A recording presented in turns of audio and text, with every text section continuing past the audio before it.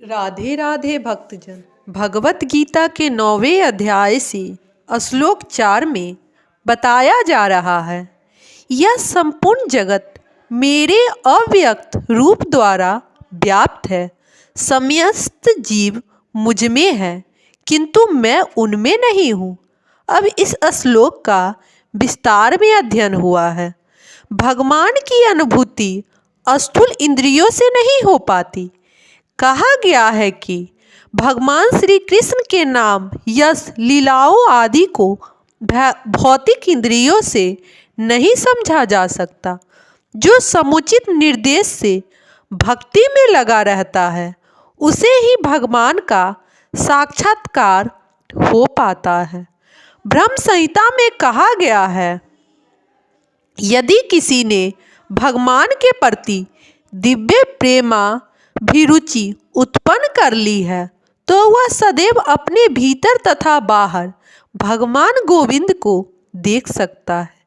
इस प्रकार से वे सामान्य जनों के लिए दृश्य नहीं है।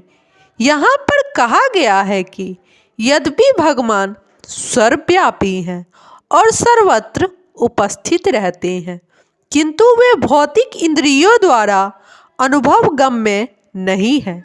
इसका संकेत अव्यक्त मूर्तिना शब्द द्वारा हुआ है। भले ही हम उन्हें न देख सके, किंतु वास्तविकता तो यह है कि उन्हीं पर सब कुछ आश्रित है, जैसा कि 7वें अध्याय में बताया जा चुका है। संपूर्ण दृश्य जगत उनकी दो विभिन्न शक्तियों, परा या आध्यात्मिक शक्ति तथा अपरा या भौतिक शक्ति का संयोग मात्र है।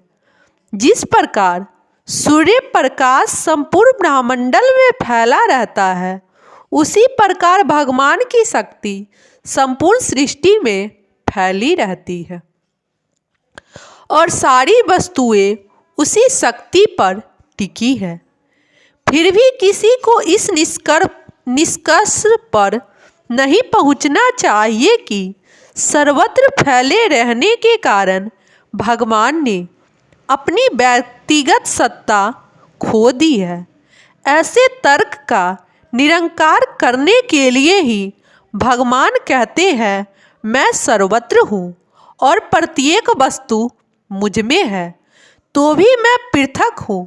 उदाहरणात्मक, राजा किसी सरकार का अध्यक्ष होता है और सरकार उसकी शक्ति का प्राकट्य होता है।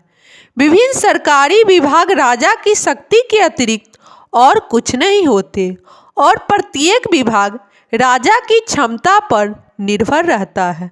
तो भी राजा यह आशा नहीं की जाती कि वह प्रत्येक विभाग में स्वयं उपस्थित हो। यह एक मोटा सा उदाहरण दिया गया। इसी प्रकार हम जितने स्वरूप देखते हैं और जितनी भी वस्तुएं इस लोक में तथा परलोक में विद्यमान है, वे सब भगवान की शक्ति पर आश्रित है। सृष्टि की उत्पत्ति भगवान की विभिन्न शक्तियों के विस्तार से होती है और जैसा कि भगवत गीता में कहा गया है, वे अपने साकार रूप के कारण अपनी विभिन्न शक्तियों के विस्तार से सर्वत्र विद्यमान है। राधे राधे भक्तजन।